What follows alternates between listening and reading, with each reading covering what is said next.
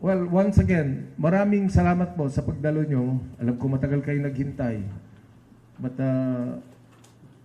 it is the gesture, no, na government, did you react right away? UAAP, are you cooperating with government to make sure that we address this? The answer to these questions are yes and yes. Are we going to talk to Ateneo? Yes.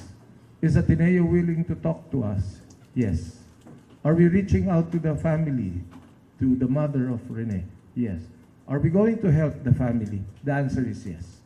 Okay. Yun lang po ang gusto naming maunawaan ninyong lahat.